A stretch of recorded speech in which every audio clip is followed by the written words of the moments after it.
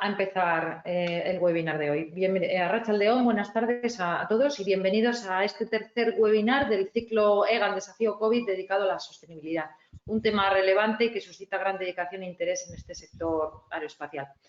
En diciembre de 2019, antes de que la mayor preocupación fuera la COVID y todo su impacto en la sociedad, el mundo estaba ya muy preocupado por el cambio climático y las emisiones de CO2, poniendo en un primer plano a toda la industria aeronáutica.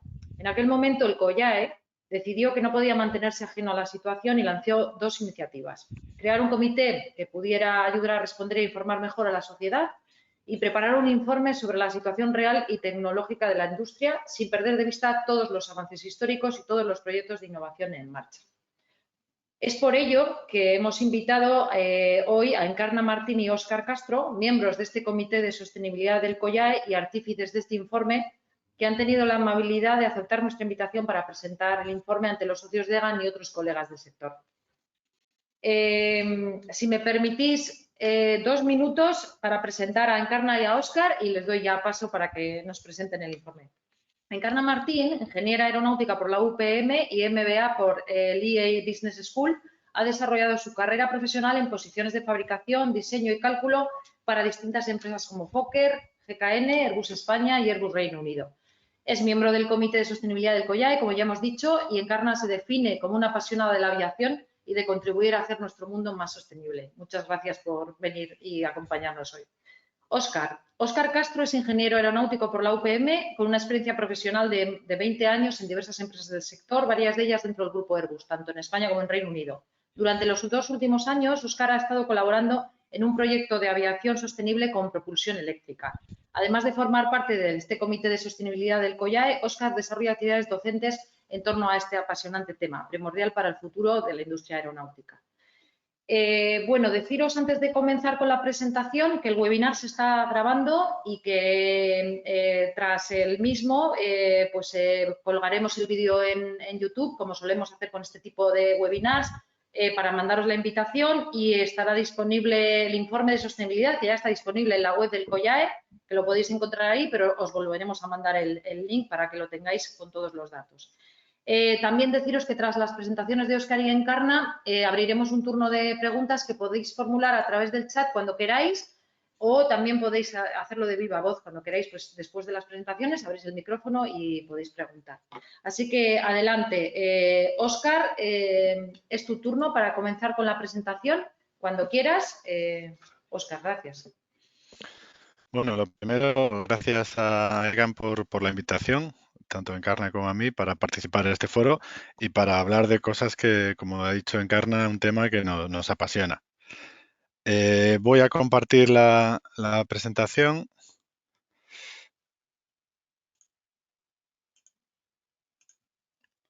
Confirmarme si le podéis ver. Sí, vemos tu pantalla. La vemos. Muy bien. Pues primero mencionar, como ya se ha descrito, el colegio decidió que era importante dar una cierta visibilidad a la situación de la sostenibilidad en la industria aeronáutica. Hay que aclarar que la sostenibilidad que vamos a tratar aquí es únicamente la medioambiental, no la económica o social, y nos centraremos principalmente en las emisiones y en el ruido. El motivo de esto es que es realmente el tema que está más de actualidad y que genera mayor controversia, y es importante aportar datos y luz a las acciones que se están desarrollando. El índice de lo que vamos a tratar es primero un poco dar contexto a estas emisiones y luego pasaremos a las acciones que se están desarrollando, que ya llevan tiempo funcionando, y una visión un poco de futuro. Trataremos la compensación de emisiones, los SAF, los famosos combustibles sostenibles, la aviación eléctrica, el hidrógeno, que está en todos los debates, las mejoras en navegación y operaciones y las mejoras graduales en el diseño. Estas dos últimas las tratará Encarna junto con el ruido y las conclusiones. Entonces, sin más dilación, nos metemos en el mundo de las emisiones en la aviación, y cuando hablamos de emisiones en aviación deberíamos de empezar por por preguntarnos qué componen las emisiones de aviación, porque no es una pregunta tan clara. Además del CO2, que todos conocemos, hay muchos otros elementos que hay que tener en cuenta, como los óxidos de nitrógeno, los sulfuros, las partículas materiales, y últimamente tienen mucha relevancia los contrails, las estelas de condensación y la nubosidad inducida. Todo ello conforma las emisiones de aviación. La segunda pregunta debería ser ¿cuál es la proporción del efecto de estos elementos? Si veis la imagen de la derecha de CB, responde a un estudio publicado recientemente que ha cogido por la Unión Europea, en el cual se defiende que 2/3 de los efectos hasta el día de hoy de las emisiones de aviación corresponden a elementos que no son el CO2. Solo 1/3 correspondería al CO2.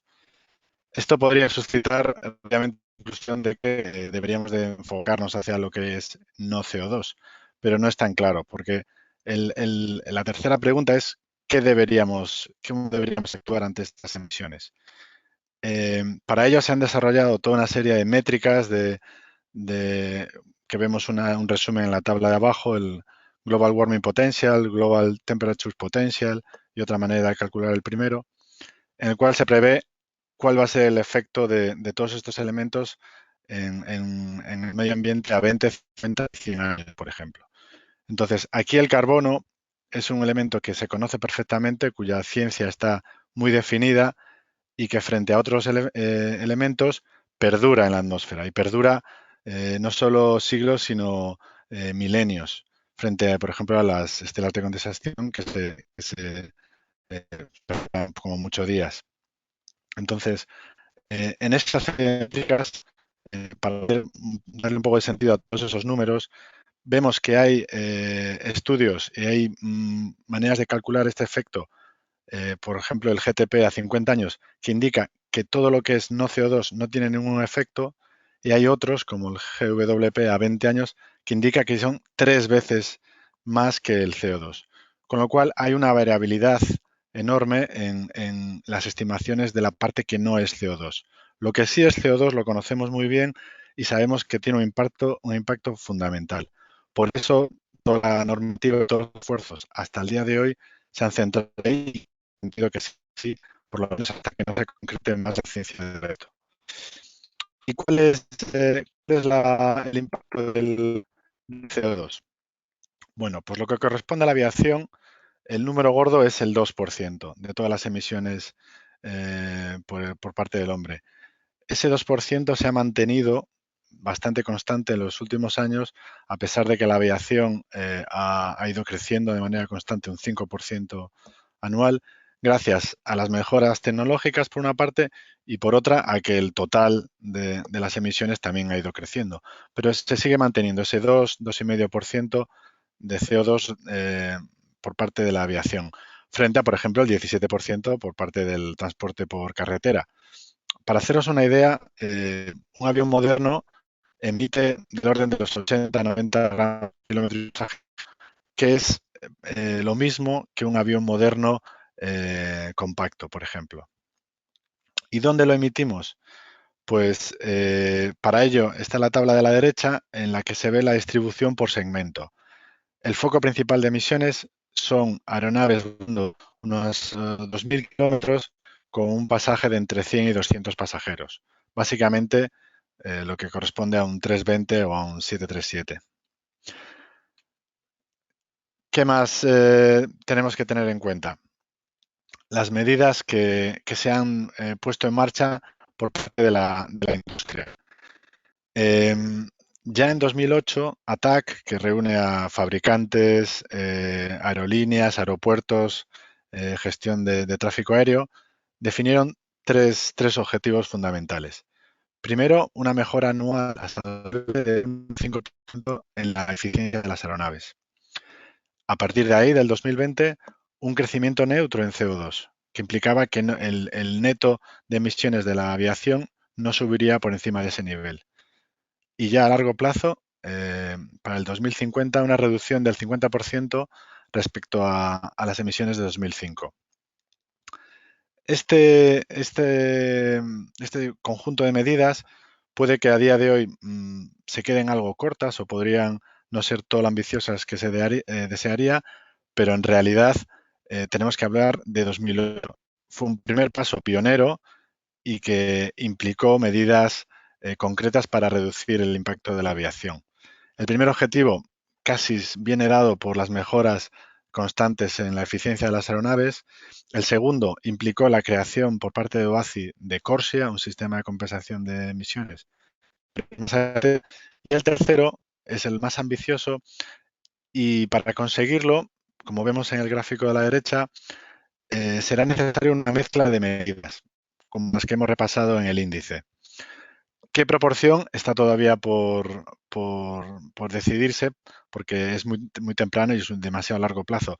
Pero lo que sí parece seguro es que será una serie de ellas, combinándose en diferentes segmentos y diferentes momentos en el tiempo. La primera de ellas, vamos a ir repasándolas una a una, es la compensación de emisiones.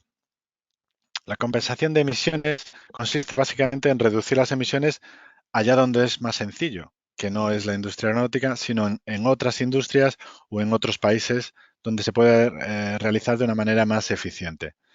La industria aeronáutica aportaría los fondos necesarios por parte de aerolíneas o pasajeros para hacer posible esos proyectos de descarbonización, como el esquema de la derecha que da un orden de magnitud del coste de estas compensaciones. Por supuesto, este esquema no es perfecto y ha suscitado siempre mucha controversia, pero aquí la clave está en la verificación. Hay que verificar los proyectos, certificar que sin la aportación de estos esquemas no se realizarían, que no se, lo que se dice, se evita el carbon leakage, que se mueve carbono, emisiones de carbono de una industria a otra. Hay una serie de condicionantes que están muy estudiados y que permiten que esta compensación que a día de hoy es prácticamente la única medida que se puede tomar aparte de reducir el número de vuelos. Vamos a ver aquí dos tipos de esquemas de aplicación multinacional que están ahora mismo ya en funcionamiento. En la izquierda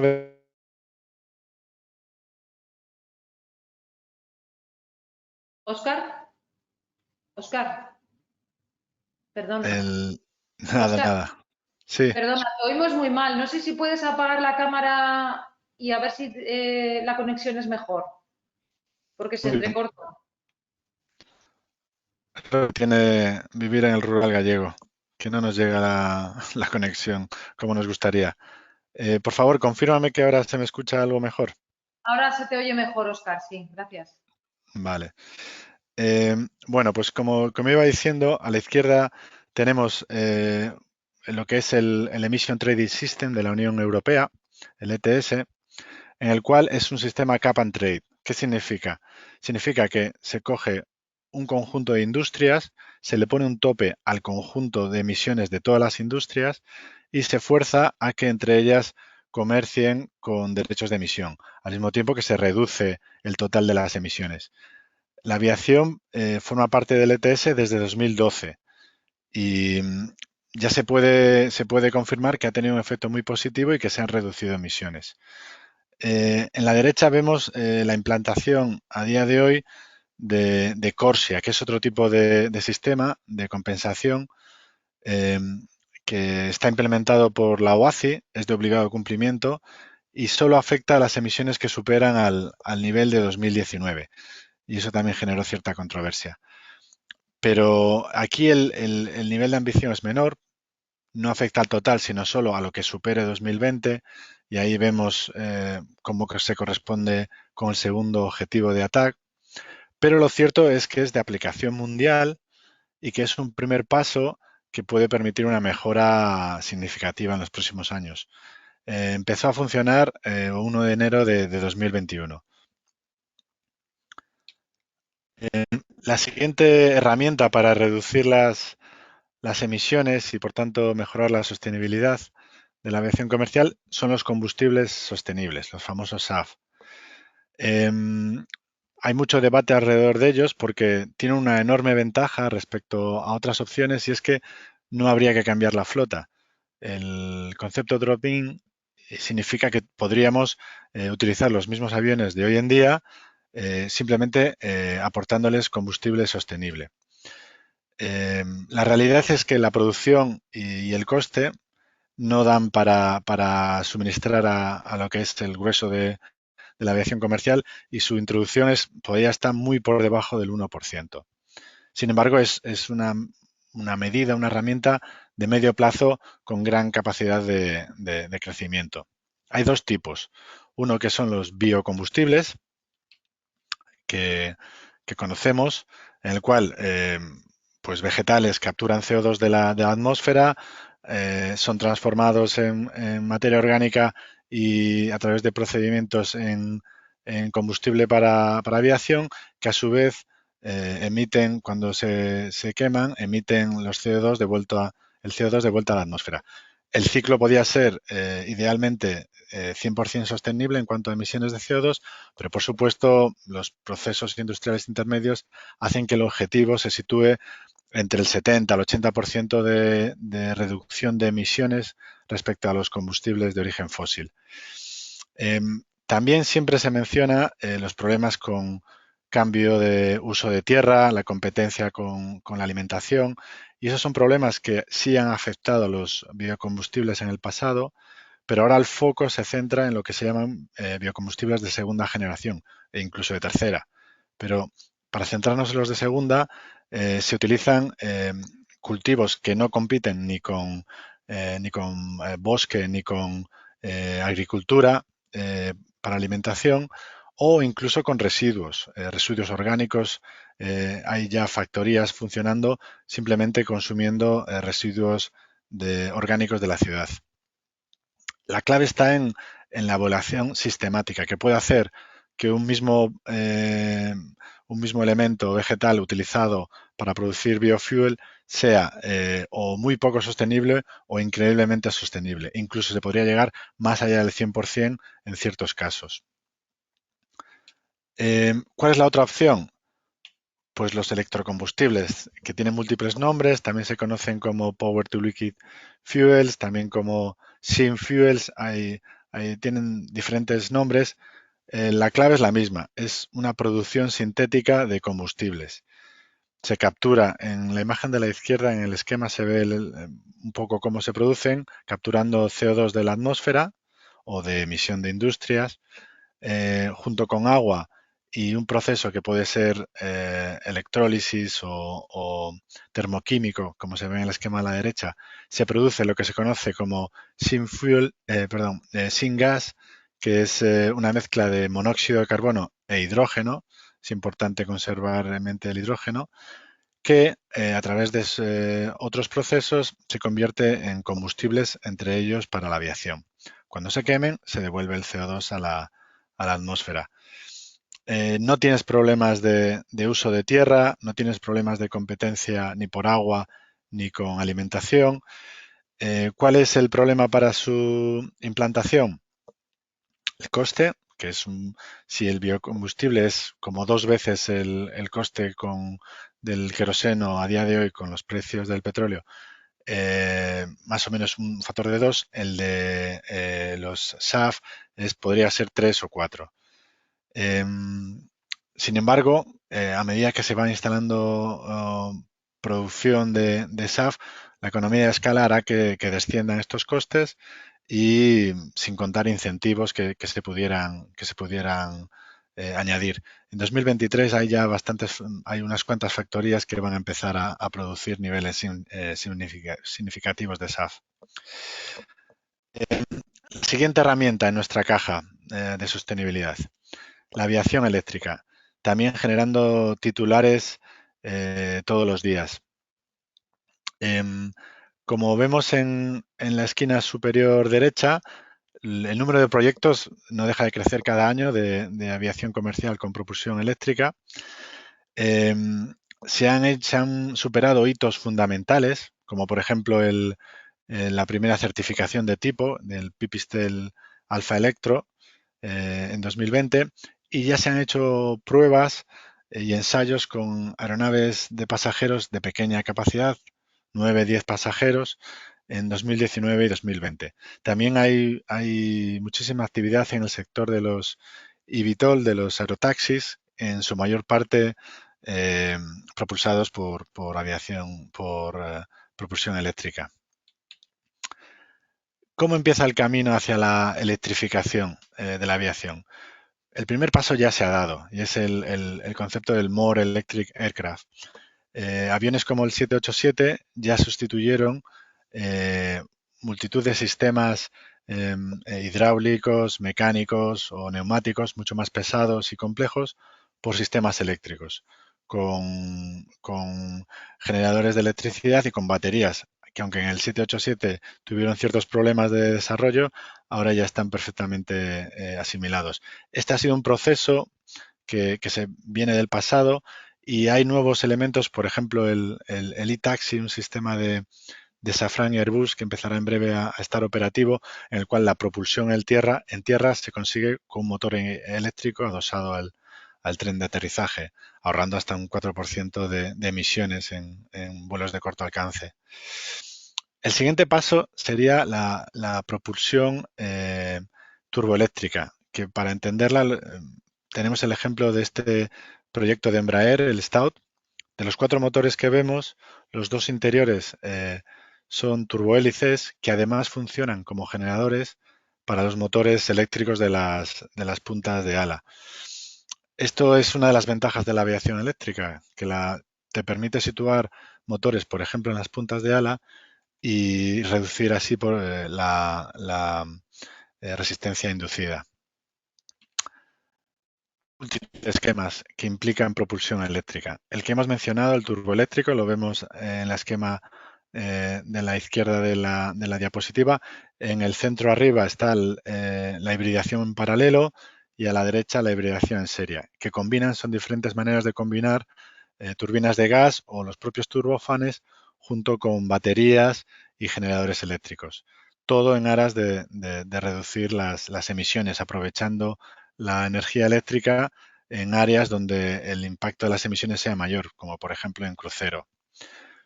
Todo apunta hacia el objetivo último de una aviación 100% eléctrica, que sería el esquema inferior. Aunque cuando se menciona esta posibilidad siempre surge la cuestión de la capacidad de las baterías. Para entenderlo, no hay nada como ver la tabla y hablar de la energía específica. Las baterías comerciales actuales de ion litio tienen una capacidad que apenas supera los 200 vatios hora por kilogramos, frente a los 12.000 del queroseno o incluso los 33.000 del hidrógeno. Claramente un saldo desfavorable para las baterías. Esto podría suponer el final de la discusión y así es en muchos casos.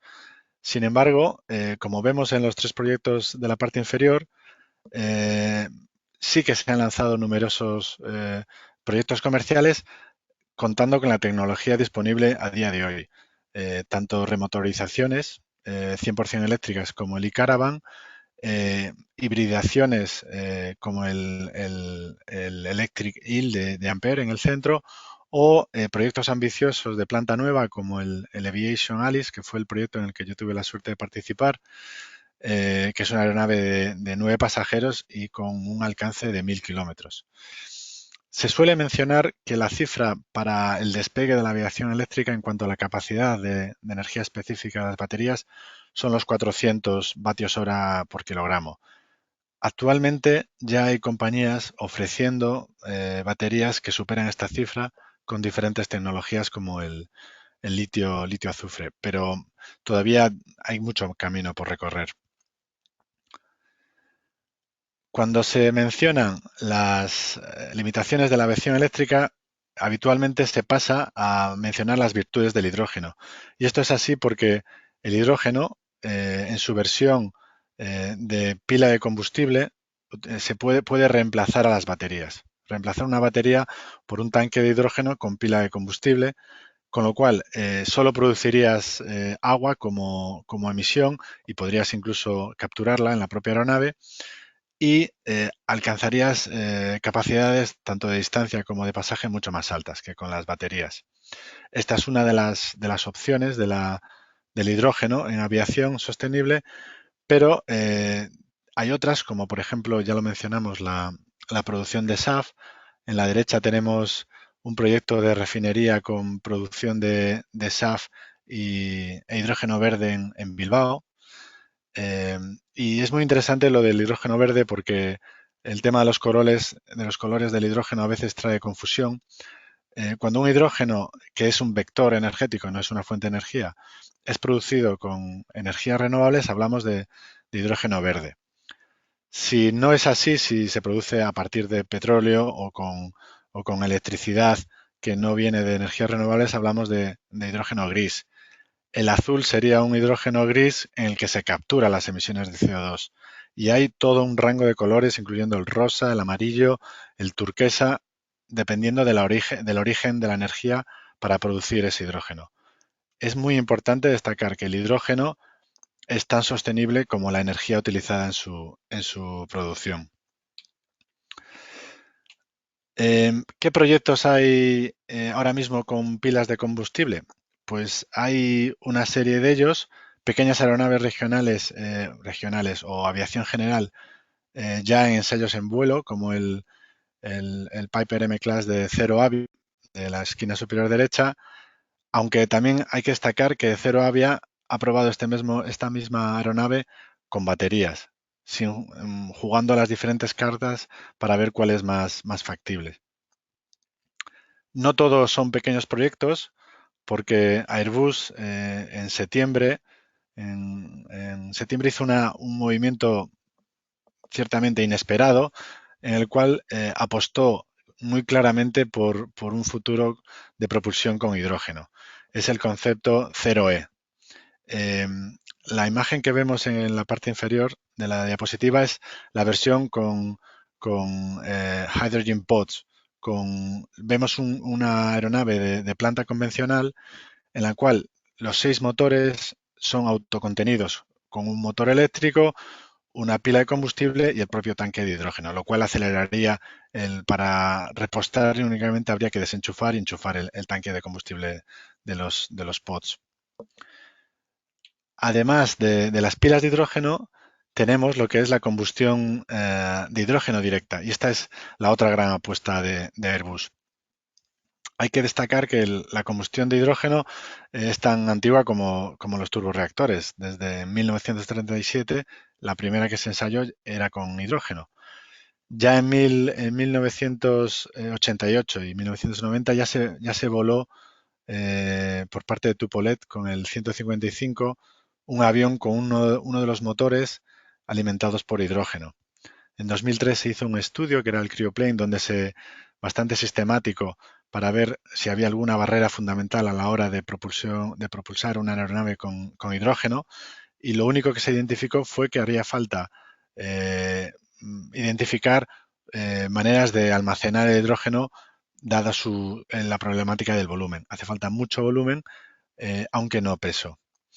En la derecha de la diapositiva podemos ver los tres conceptos propuestos por Airbus, un turbohélice, un ala volante y un turbofan convencional, que están enfocados al rango que mencionamos al principio de los 1.000-2.000 kilómetros y entre 100 y 200 pasajeros. Todas estas tecnologías se combinarán buscando una aviación sostenible, pero no son todas las posibilidades que afectan, y para eso ahora Encarna va a seguir con este repaso de posibilidades.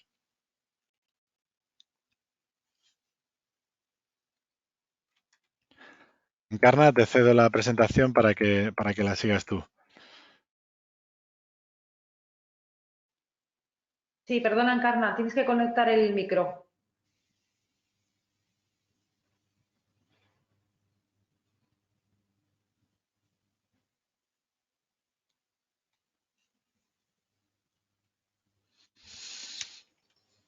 ¿Sí? Ahora te oímos, perfecto. Ahora. Gracias, Óscar. Siguiendo con lo que mi compañero ha comentado,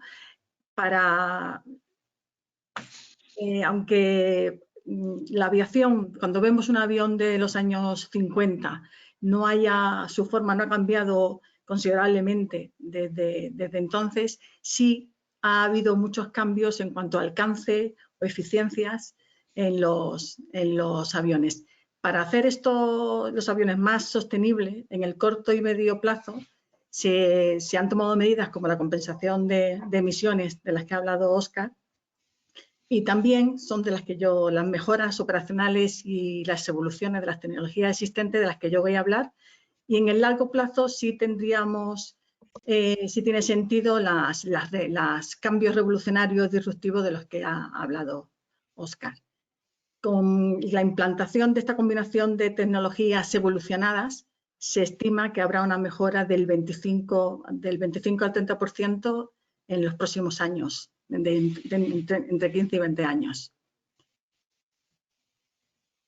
En cuanto a las mejoras operacionales, existen grandes oportunidades para reducir el impacto ambiental, pero hay que tener en cuenta las limitaciones económicas, de capacidad que existen, de seguridad y de ruidos, como veremos en el capítulo de ruido.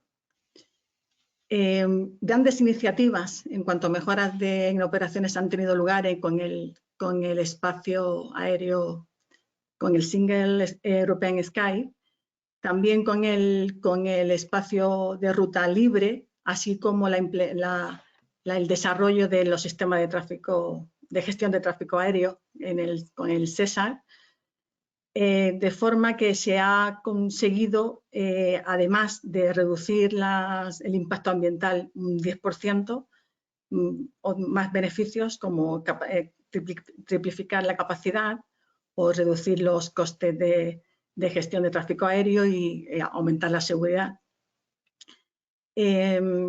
Gracias a estas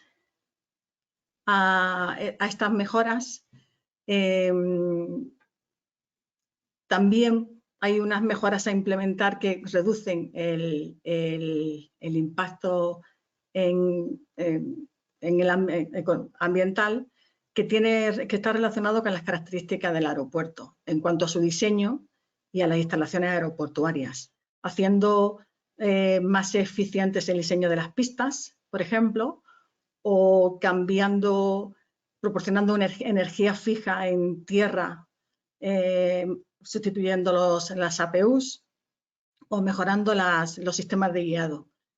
Mencionar como una iniciativa que es el Net Zero 2050, en el que se ha conseguido, que consiste en alcanzar unas 0 emisiones de CO2 para los aeropuertos en el año 2050, en el que ya existen un número de 37 aeropuertos con estado neutro en cuanto a este programa, y AENA, por ejemplo, tiene 8 aeropuertos que están dentro de este programa. Otras mejoras operativas que se pueden incluir en los aeropuertos están relacionadas con los procedimientos de las aeronaves y las soluciones SESAR. Aquí pongo las más destacadas, pero se pueden informar de cada una de ellas en el link que pongo en la parte derecha de la pantalla. Destacar las operaciones de descenso continuo y así como las de subida continua, donde se ha reducido el consumo, la emisión de CO2. Se estima que en el 2017 fue del orden de unas 340.000 toneladas de fuel al año. Y importante también sería el sistema de toma de decisiones colaborativas, que mejora la eficiencia general de la operación aeroportuaria, así como el tráfico aéreo. Y con la implementación de esta toma de decisiones colaborativas se reduce el tiempo de rodaje de 1 a 3, de 1 a 3 minutos por salida. Comentar, aquí pongo unos ejemplos de los beneficios concretos, reales, en distintos aeropuertos de Europa con los ahorros potenciales, tanto de la subida continua, de la operación de subida continua o de mejoras en las operaciones de tierra. perdón. En cuanto a mejoras de eficiencias y de diseño graduales, en principio hay que destacar las grandes inversiones que se han hecho en proyectos de desarrollo y tecnología para poder avanzar e innovar en cuanto a todas las tecnologías que posteriormente han sido incorporadas en la aviación, de forma que se ha conseguido una reducción del consumo de combustible del 70% respecto de los primeros jets. Y los aviones actualmente son de un 25 o un 30% más eficientes que sus predecesores, gracias a la inversión tan grande de que se ha hecho a lo largo en el tiempo tanto en Europa como en Estados Unidos. Para hacer el avión más sostenible, necesitamos que sea más eficiente, más ligero y también más aerodinámico. Con esto lo que conseguimos es que sea un consumo menor de combustible, menor combustible quemado y, por tanto, menor emisión de CO2. Entonces, hay que focalizar las tecnologías en propulsión, en aerodinámica y en peso, en cuanto a estructuras y materiales. Para reducir el CO2, hay que centrarse en reducir el peso y el tamaño del motor y también en reducir el consumo específico del combustible. Para reducir el consumo específico de combustible se tiene que mejorar la eficiencia térmica y también la eficiencia propulsiva. Y para mejorar la eficiencia térmica hay que mejorar se hace mejorando la eficiencia termodinámica y también disminuyendo las pérdidas en los componentes. En la derecha podéis ver gráficas en las que nos enseña la evolución de la presión relativa, de la relación, perdón, de la presión total, así como de la temperatura de entrada a lo largo de los años, y se ve la evolución que se ha conseguido unos ratios de presión se han superado hasta 50. Asimismo, la temperatura de entrada, que está relacionado con la presión, con el ratio de presión, se ha aumentado 19, es que no lo puedo ver, pero son 19 grados por año, mientras que la temperatura operativa del metal no se ha mejorado de la misma forma. Esto indica que una forma de conseguir disminuir el consumo específico es mejorando los materiales o implementando sistemas de enfriamiento para disminuir la temperatura de los materiales. Por otra parte, para mejorar la eficiencia propulsiva, hay que aumentar la relación de derivación. Y se ve en la gráfica inferior que a medida que se aumenta la relación de derivación, el fuel quemado es menor, pero existe un límite. Este límite se debe a que cuando la relación de derivación es tan grande, los tamaños de las son los diámetros son tan elevados que aumenta el peso, aumenta la resistencia y ya no puedo, de forma que se tiene que conseguir aumentar esa eficiencia propulsiva pues con tecnología de núcleo o mejorando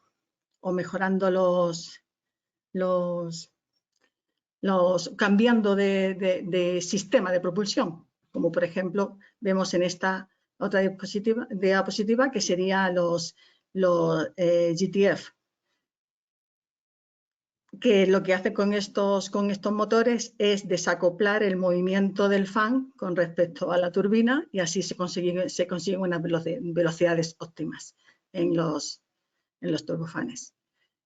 Esta diapositiva muestra las tecnologías que están basadas en núcleo para aumentar esa eficiencia propulsiva que os estaba comentando y este desarrollo de este nuevo motor con con engranajes. En cuanto a tecnologías revolucionarias, tenemos los motores de rotor abierto, los Profam, también los motores de muy alta elevada relación de derivación y el concepto de fuselaje propulsivo por ingestión de capa límite. En cuanto a las mejoras aerodinámicas, la aerodinámica siempre ha estado evolucionando progresivamente a lo largo de los años con la intención de reducir la resistencia y también de disminuir, de conseguir eficiencias aerodinámicas mayores. Podemos distinguir tres áreas que se han ido evolucionando o mejorando con el tiempo. Uno es las herramientas, capacidades y procesos que se han ido desarrollando para evaluar las tecnologías aerodinámicas, como CFD, los ensayos en vuelo o los en túnel de viento. También los dispositivos aerodinámicos y por último, las nuevas configuraciones de aviones. En cuanto a los dispositivos aerodinámicos, lo que han hecho ha sido aumentar la eficiencia aerodinámica disminuyendo la resistencia debida a la fricción y podemos ver los driblets, que son pequeñas configuraciones que hay en las superficies para disminuir la capa límite turbulenta. Dispositivo de punta de ala, los winglet, o LIPS en la nacelle, así como sistemas de hipersustentadores que están implementados en el A350, o los flaps con dropping spoilers. Perdón, que he ido al contrario. Para las tecnologías aerodinámicas revolucionarias, pues nos encontramos con el control de flujo laminar. En la izquierda ven dos demostradores en los que se están implementando estas tecnologías.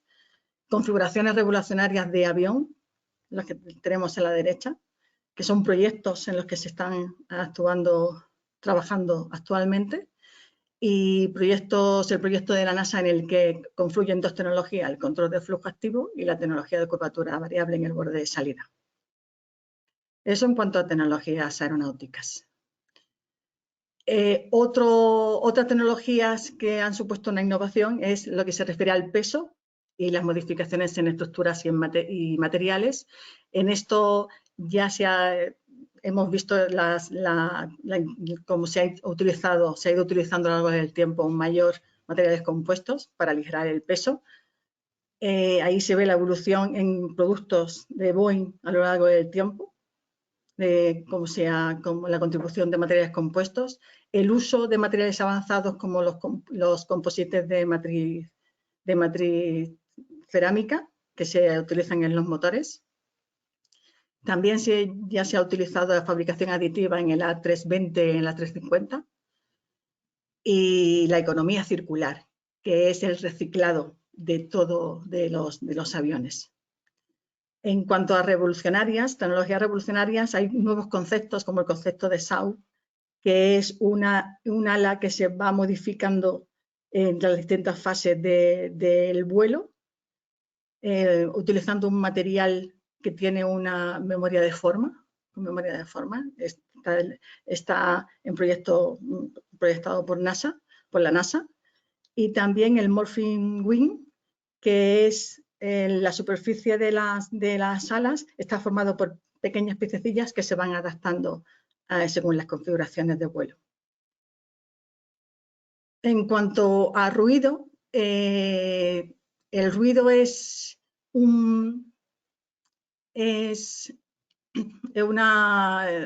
está demostrado, hay estudios que así lo dicen, que una exposición larga y continuada al ruido tiene un gran impacto en la salud en cuanto a estrés, deterioro cognitivo, incluso a niveles de ruido bajos, y siempre es una de las preocupaciones que OACI ha tenido en cuanto al reducir el número de personas afectadas por el ruido alrededor de los aeropuertos.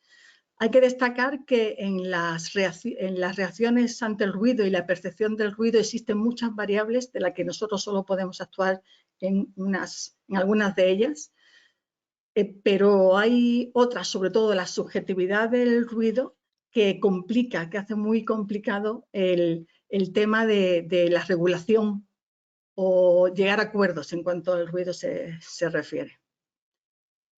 Con el objetivo de ir implementando estos cambios de tecnología de reducción de ruido en los nuevos aviones, OACI ha ido regulando la normativa para hacerla más restrictiva en orden de implementar, de promocionar la implementación de los cambios de tecnología en los aviones.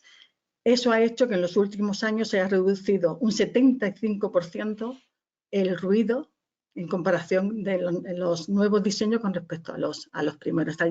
Ahí se muestran las huellas, la variación de las huellas de ruido del Boeing 787 con respecto a su predecesor y la del 320. Una vez más, resaltar el número de proyectos y el compromiso mundial para mitigar el ruido que se refleja en la gráfica de la izquierda, desde el 2006 hasta el 2020. Todos estos proyectos se han ido implementando. Gracias a estos proyectos se han implementado tecnologías nuevas en los aviones para reducir el ruido. Resaltar también la interdependencia que existe entre medidas para mitigar el ruido y para reducir las emisiones. Hay medidas que, mitigando las reducciones, pueden causar un efecto contrario en el ruido o en las emisiones en otras emisiones de gases. Y en la figura de la derecha muestra los aspectos que a considerar en la gestión del ruido en los aviones. Del ruido dependiendo de los aviones. Aquí se muestra como, bueno, primero una de las mitigaciones que existen es mitigar el ruido en la fuente, mitigar el ruido del avión. Los principales ruidos del avión se deben al motor y a la estructura de la aeronave por las discontinuidades de la superficie de la aeronave. Este ruido del motor es mayor en el despegue y al principio de la aviación la contribución mayor era del chorro, pero debido al aumento de las relaciones de derivación, en los actuales aviones el ruido mayor se debe al fan. En cuanto al aterrizaje, el ruido de la aeronave, de la estructura de la aeronave y del motor ya son comparables. Y aquí en la gráfica se muestra la evolución de los distintos aviones a lo largo del tiempo y vemos que todos están por debajo de la regulación de OACI. Comentar que en los aviones modernos se ha reducido el 97% en la salida el ruido y en la llegada un 94% en comparación con el primer avión. Eso es fruto de la gran inversión y el compromiso de la aviación frente al impacto climático o ambiental en este caso. En cuanto a oportunidades de mitigación de ruido, se ha reducido el ruido optimizando en la nacelle, optimizando las formas, incluyendo liners acústicos o las formas, los lips en la entrada de la nacelle. También utilizando chevrons, como vemos en la foto, o utilizando toberas de área variable, o tecnologías de control activo de ruidos, las Active Stators, y también con el GTF, el motor GTF, se ha reducido también el ruido. Comentar lo que hablábamos antes de las interdependencias que existen entre las emisiones de CO2 y la del ruido. De ahí que aparezca otra vez el motor con engranajes como una oportunidad de mitigación de ruido. En cuanto a reducir el ruido de la estructura del avión, hay menos oportunidades.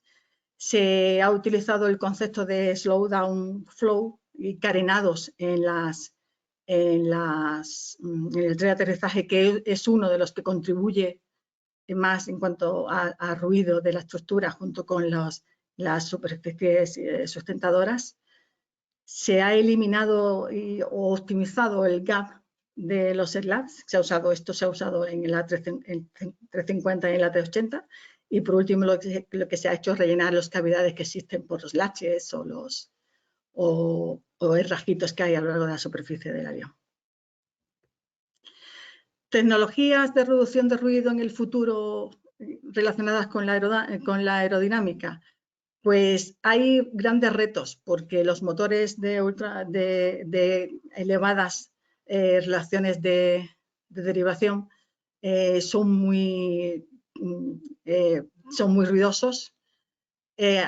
También igual le pasa al Open Rotor y se confía en los nuevos diseños de aviones en los que se están trabajando. Hay otras soluciones que están bajo investigación, que es como extremos de los dispositivos hipersustentadores con material poroso o con chevrons.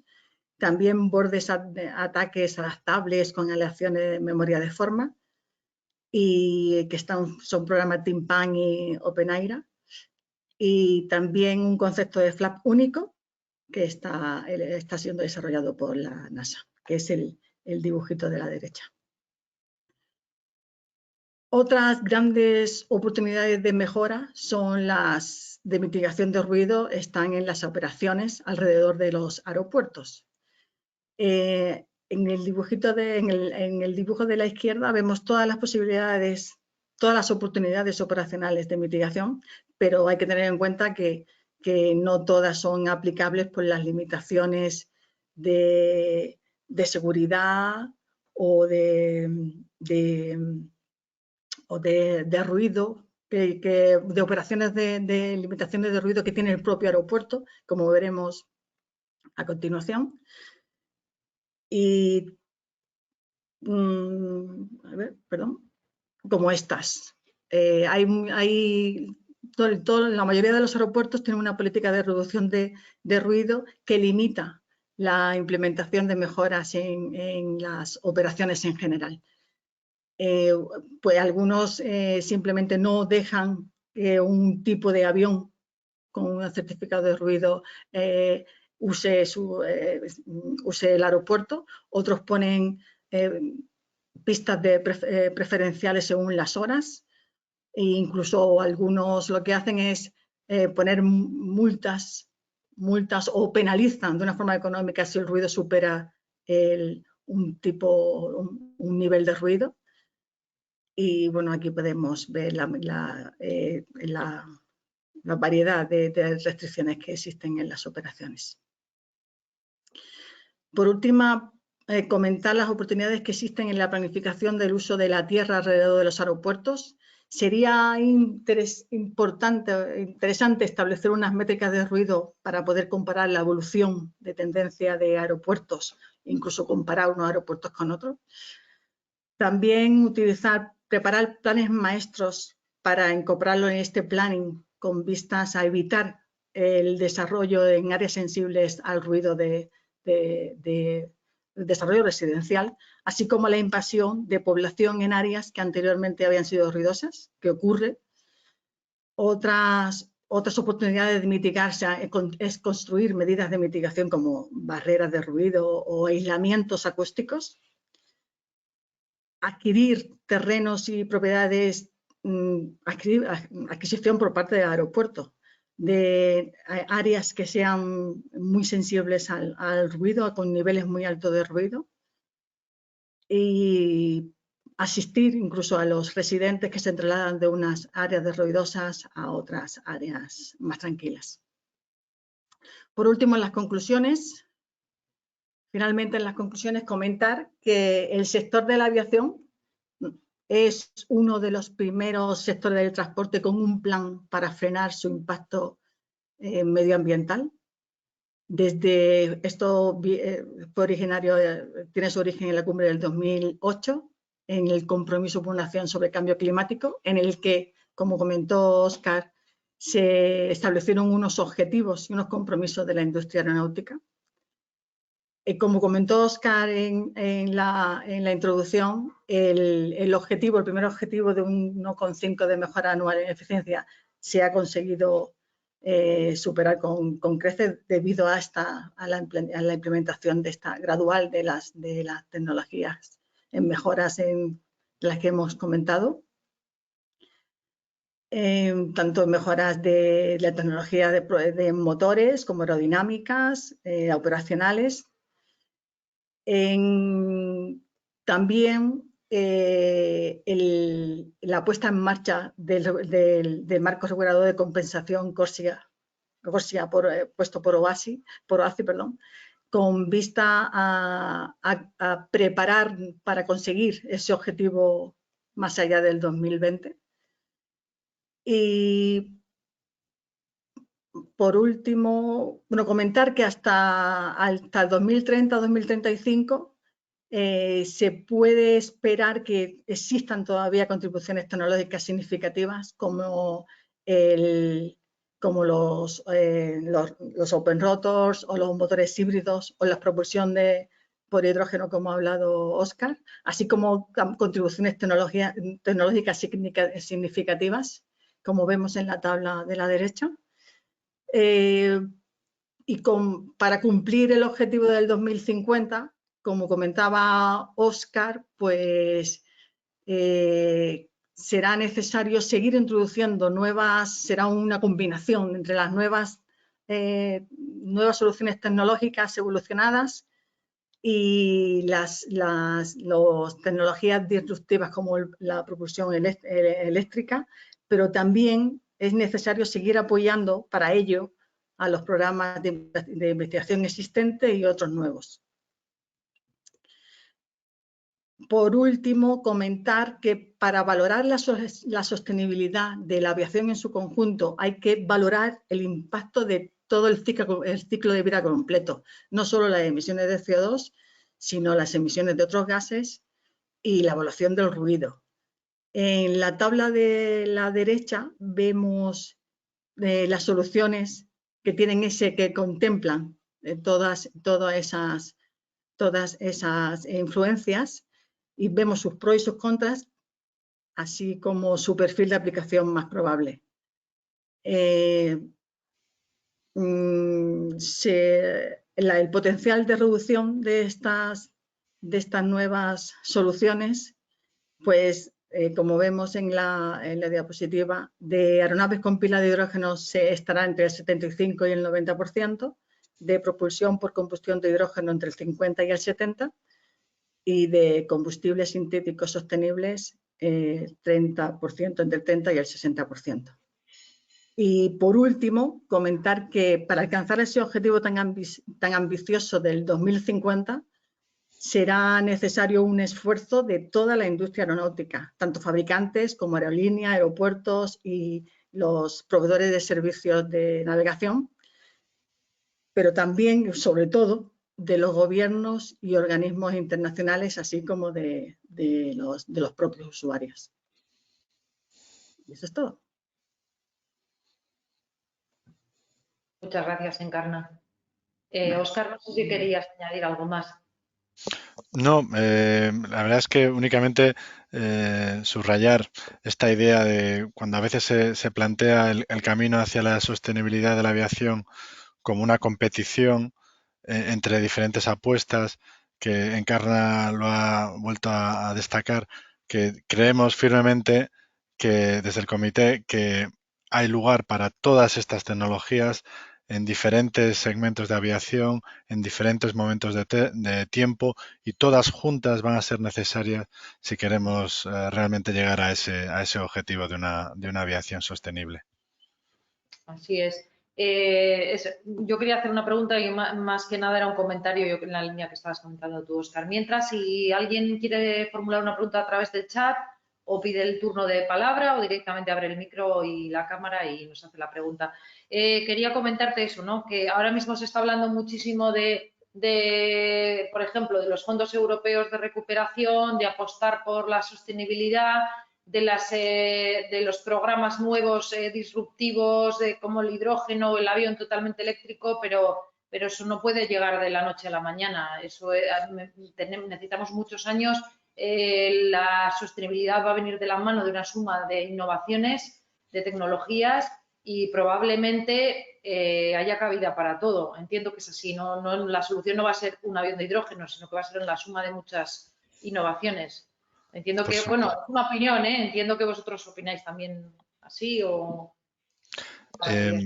En mi opinión estás totalmente en lo cierto, y además tiene la particularidad que cuando se menciona una solución no existe una solución perfecta, porque por ejemplo cuando Airbus propuso la opción 0E, cero emisiones con combustión de hidrógeno, enseguida se señaló que no es cero emisiones, sino emites vapor de agua, que es un gas de efecto invernadero, y además óxidos de nitrógeno, que también tienen su impacto. Entonces, todas las tecnologías tienen sus puntos fuertes y sus puntos débiles, pero, por ejemplo, a día de hoy, CORSIA, con todos sus defectos, el sistema de compensación de emisiones, es una opción que no tiene alternativa si queremos seguir volando. O sea, a día de hoy hay que compensar porque no tenemos la producción, por ejemplo, de SAF suficiente para subsanarlo, para reemplazarlo.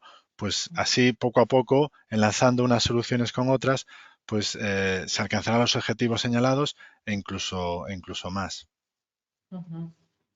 Y otra pregunta, no sé si está reflejado en el informe o lo tenéis valorado. El 2% del que hablamos del impacto, vamos a decir, de emisiones del sector aeronáutico, ¿en ese 2% está incluido el impacto de todo el ciclo de vida del avión, de la economía circular, vamos a decir, de ese concepto, o es únicamente de las emisiones en vuelo? Porque también hay que tener en cuenta que tenemos que mirar todo el ciclo de vida del avión, desde la fabricación, diseño. Ahora mismo nos hemos fijado más en las tecnologías de propulsión, aerodinámica y tal, pero no sé si en el informe habéis valorado también todo el impacto del ciclo de vida y de fabricación. Como podrás entender, los cálculos no los hemos hecho nosotros, pero sí, en ese 2% está incluido el impacto en emisiones de CO2 del conjunto de la industria aeronáutica. Siempre cuando se habla de sostenibilidad y de ciclos de vida, tienen que ir de la mano. No tiene ningún sentido, por ejemplo, promulgar que el hidrógeno va a ser el combustible del futuro si no resolvemos cómo lo vamos a producir de manera renovable, o las baterías. La aviación eléctrica tiene que incluir el impacto de la fabricación de las baterías con sus problemas específicos, claro. Vale. Muchas gracias. No sé si tenéis alguna pregunta en el chat, no veo ninguna pregunta. Sí, yo tengo una, si no te importa. Martín, ¿Qué tal? Soy Martín de Egan, también trabajo aquí para Ana. ¿Qué tal? Buenas tardes. Muchas gracias por venir y por compartir con nosotros. También es una pregunta relativa a ese 2%. ¿Está relativizado de alguna manera, y me explico, contra el resto de los medios de transporte, contra el resto de la industria que poluciona, en pro de defensa del sector? Es decir, sí, solamente es el 2%. Sí, pero ¿cuántos pasajeros o cuánto servicio dais o cuánta carga lleváis al año? No sé si me estoy explicando la pregunta. Simplemente es una pregunta para cuando a nosotros nos digan, es que vosotros contamináis mucho. Bueno, es el 2% solo, y además, relativizado, es un 2% que lleva a tantos millones de pasajeros al año, cosa que no hace el coche, cosa que no hace el ferrocarril, cosa que no hace el barco. Es por si acaso tenéis el dato rápido y así poder tener un argumento más a favor de la aviación, aunque sea convencional, ¿vale? Muchas gracias. Gracias por la pregunta, Martín, porque es muy relevante. Desde el comité hemos notado muchas veces una cierta reticencia a hablar de las cifras cuando se trata de las emisiones y de la sostenibilidad de la aviación comercial, y yo creo que es totalmente, esto es mi opinión personal, por supuesto, injustificado, porque las cifras, el esfuerzo...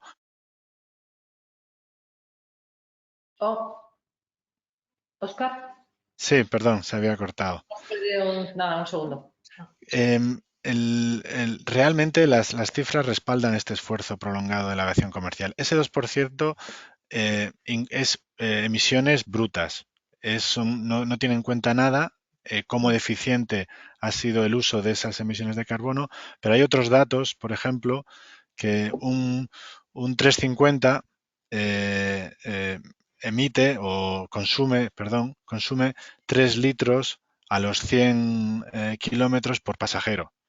Son 3 litros, que es comparable con los aviones, con los automóviles más modernos de tamaño compacto.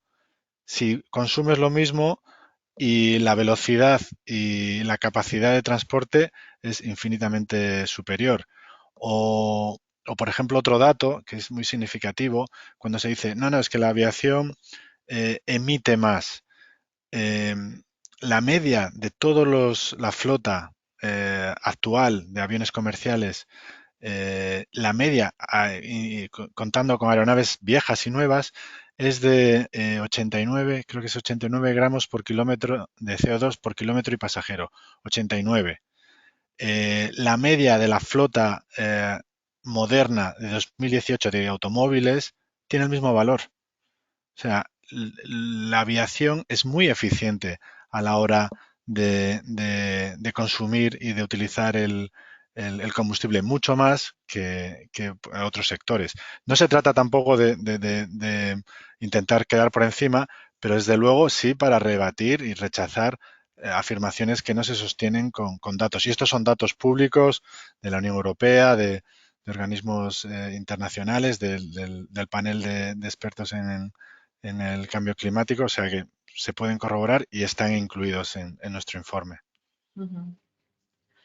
Sí, perdonad, tenemos un comentario en el chat que es precisamente sobre el tema de reciclaje, desmantelación, ¿no? que comentan, en materia de desmantelación de unidades de vuelo hay un gran reto, desafío de futuro, metales, químicos, orgánicos, un poco lo que hemos comentado, que no solamente es el impacto en el vuelo y en las operaciones. Sí, lo comentaba, si me permite, lo comentaba Encarna. La economía circular está de lleno también en el presente de la industria aeronáutica, y eso incluye reciclaje, bueno, las 3 Rs o las famosas 5 Rs, ya, porque ya me pierdo la cuenta, la reducción, el rediseño.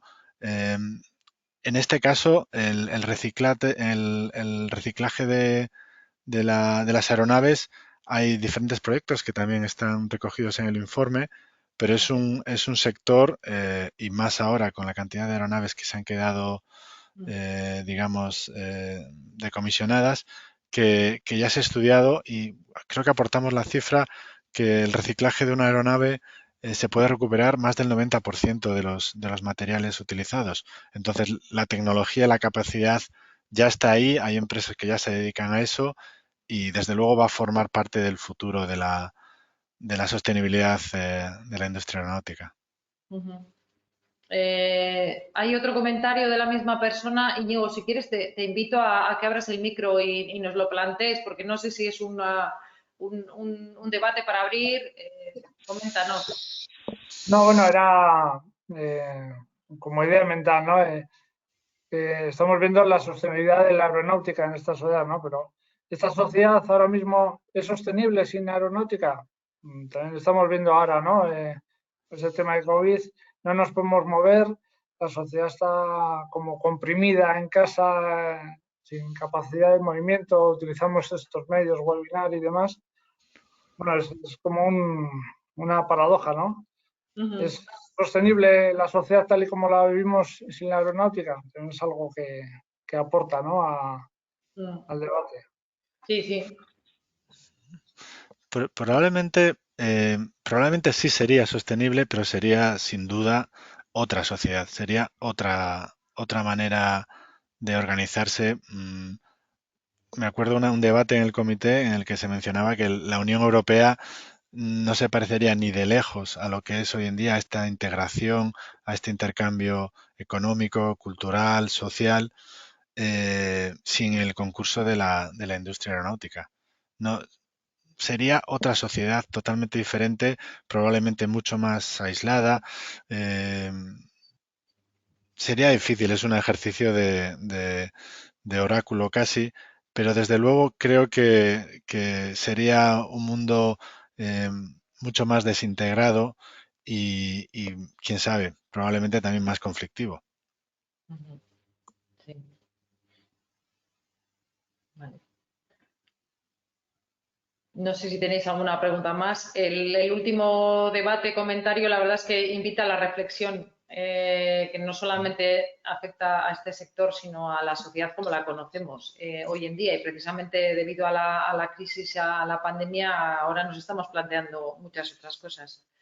Bueno, pues si os parece, vamos cerrando el webinar. Yo quería daros las gracias otra vez al colegio y sobre todo a Encarna y a Óscar por habernos dado la oportunidad de presentarnos el informe así.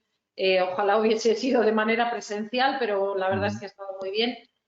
Os repito que el informe está a disponibilidad de toda la sociedad. Lo volveremos a enviar, lo haremos público. No sé si Juan José del COIAE, que también está por aquí, quiere hacer alguna intervención, que nos ha acompañado durante todo el webinar y también ha sido partícipe de este informe. Juanjo. Bueno, voy a hacer un comentario más en relación de lo último que ha planteado Íñigo. Nosotros estamos muy centrados en lo que es la sostenibilidad desde el punto de vista de las emisiones y del ruido. Pero si nos ampliamos y vemos el concepto de sostenibilidad que se está planteando en el mundo con los ODS, pues está claro que la lucha contra la pobreza, las diferencias sociales en todo el mundo, la integración, el desarrollo de la cultura y de la ciencia en todo el mundo y igualar todos los países en su desarrollo, pues al final necesita claramente del sector aeronáutico. Y es una opinión, pero bueno, no veo otra manera de llegar a los objetivos de los ODS sin el sector aeronáutico. Muchas gracias, Juanjo. Vale, pues lo que he dicho, agradeceros de nuevo vuestra intervención y pues nada, despedirnos. La verdad es que este tema nos va a dar mucho que hablar, vamos a estar tiempo. Esperamos con el colegio tener más actividades en esta línea. Vamos a seguir colaborando y de nuevo muchísimas gracias a todos los asistentes y a los ponentes. Y nada, desearos una feliz tarde, lo que queda del día y que os cuidéis mucho y esperemos que nos podamos ver pronto. Venga, muchas gracias a todos. Muchas gracias Muchas a vosotros. gracias. Muchas gracias, hasta luego. Hasta luego. Agur, gracias. Muchas gracias, Agoya. Muchas gracias.